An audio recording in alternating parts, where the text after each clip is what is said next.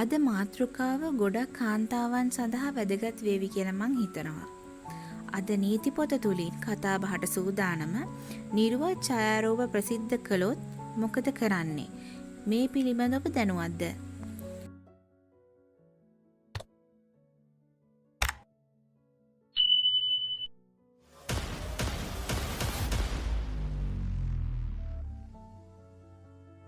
වර්තමානයේ වෙනකොට ගොඩක් කාන්තාවන්ට තියෙන ප්‍රශ්නයක් තමයි මේ ගැටලුව. මේ හේතුව නිසා සමාජයට මුහුණ දෙන්න බැරුව කාන්තාවන් කී දෙනෙක් තමන්ගේ වටිනා ජීවිතය හානි කරගන්නවද? තවත් සමහර කාන්තාවන් ඒ කූර පිරිමින්ගේ අත කුළු වෙනවද? ඇත්තටම ඔබ එහෙම විය යුතුද? මුලින්ම මෙවැනි අවස්ථාවක ඔබ නොබියව සිටිය යුතුයි. සමහර විට ඔවුන් කියයි මේ නිර්වත් ඡායාරූප නැත්නම් මේ වීඩියෝ සමාජයට මුදා හරිනවා කියලා. සමාජ මාධ්‍යවල දමනවා කියලා. නැත්නම් වෙනත් අයුතු යෝජනා බලපෑම් කරන්න පුළුවන්. එවිට මේ පිළිබඳව සාපරාධී බියගැන්වීමේ චෝදනාව යටතේ නීතියේ පිහිට පැතිය හැකි බව ඔබ දැනුවත්ද? අපි බලමු මේ ගැන නීතිය පියවර ගන්නේ කොහොමද කියලා. මුලින්ම කරන්න ඕනේ මේ පිළිබඳව පොලිසිය දැනුවත් කරන එක. පොලිසියට යනකොට අපිට මේ කරුණ ඔප්පු කිරීමට තිබෙන සාක්ෂි රැගෙන යන්න අවශ්‍ය වෙනවා.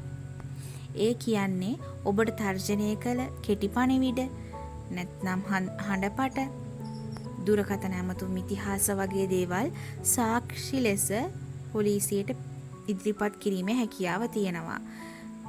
පසුව මේ සාක්ෂිත් එක්ක පොලිසිය පැමිණිල්ලක් දැමීමේ හැකියාව ඔබට ලැබෙනවා.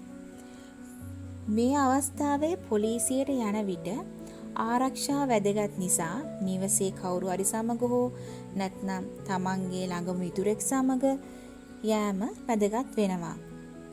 කෙනෙක් ඉන්නවා වෙන්න පුළුවන් මේ ගැන පොලිසියට කියන්නත් බෑ. ගෙදර කාටවත් කියන්නත් බෑ. යාළුවෙක්ටවත් කියන්න බැරි කෙනෙක්. එහෙම කෙනෙකුට උනත් තමන්ගේ ප්‍රශ්නේ කියන්න ක්‍රමයක් තියනවද කියලා සමහරක් කෙනෙකුට ගැටලුවක් ඇති වෙන්න පුළුවන්. ඔව්. එහෙම ක්‍රමයකුත් තියෙනවා. සතියේ දිනවල ළමා හා කාන්තා කාර්යාංශයේ හදිසි ඇමතුම් ඒකකයට එහෙමත් නැත්නම් 1983ට දුරකථන ඇමතුමක් ලබා දීලා ඔබට තියෙන ගැටලුව දුරකථන මාර්ගයෙන් පැමිණිල්ලක් ලෙස දැමීමේ හැකියාව තියෙනවා. සමහරක් අය ඉන්නවා පොලිසියේ පැමිණිල්ලක් දාලත් ඒකෙන් Tamanට නීතියේ පිහිට නැති වුණ අය.